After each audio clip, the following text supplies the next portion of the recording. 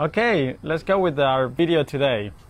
So today, my idea was that we just do a popcorn list of, by popcorn I just mean we just say the first thing that comes to our minds about good and bad things, the best and worst things about being a gay Christian. I'll admit my inspiration from this was the Dep Fox videos.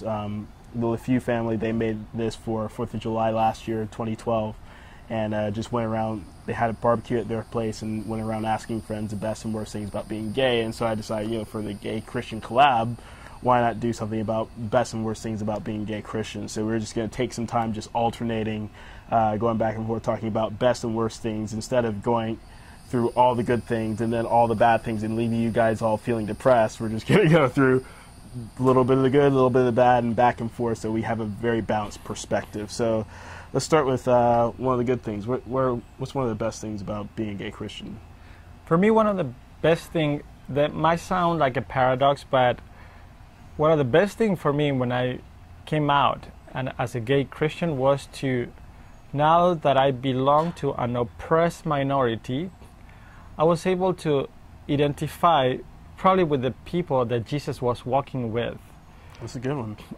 So that was one of the greatest things because it gave me a better understanding of Jesus and his love and compassion. And I realized that being on the other side, on the majority, and looking down on other groups, now that I embrace a minority, oppressed minority, I could relate with other minorities that I don't belong to, but I can relate to them. I can relate to what is to be oppressed or looked down upon, and I realized that that's the people that Jesus was walking with.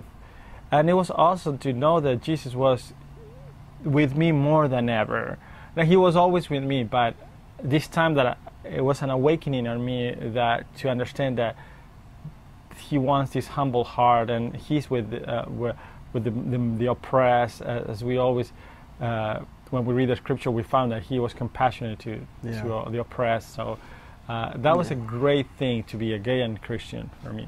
I agree. That was definitely my experience as well.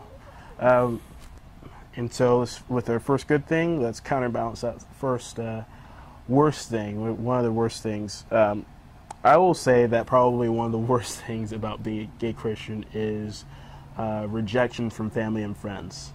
Definitely. And I don't think that is respective just to gay Christians. I think that's just with gay people all over.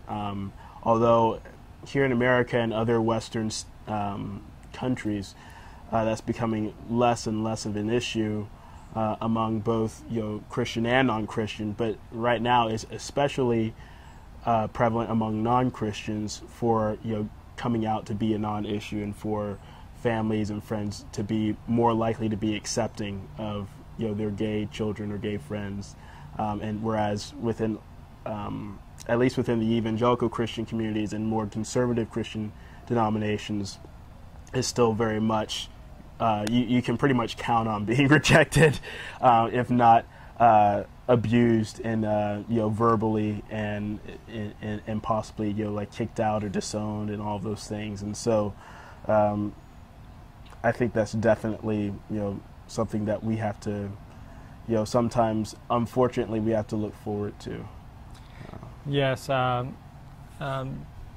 piggyback on that one, one of the worst things of being a gay Christian is dealing with the inconsistency of the church, and the double message, the hypocrisy, and they come down so hard on this issue, but they overlook so many other bigger issues in the church. So it's hard to deal with that hypocrisy. Like okay, we advocate for the definition of marriage as God intended and the sanctity of marriage, but divorce, it's just, you see people divorcing back and forth, and it's not an issue. Nobody gets kicked out of the church for being for getting divorced, which is clearly is a teaching of Jesus that is a sin. People that are divorced, remarried, divorced, and remarried, they are still in ministry. But as gay, even if we live in celibacy, we are already marked with a cross, and you cannot even serve in some churches, even if you're living in the celibacy. So that hypocrisy, that inconsistency, and this is hard. This is one of the worst things, in my opinion. Mm-hmm.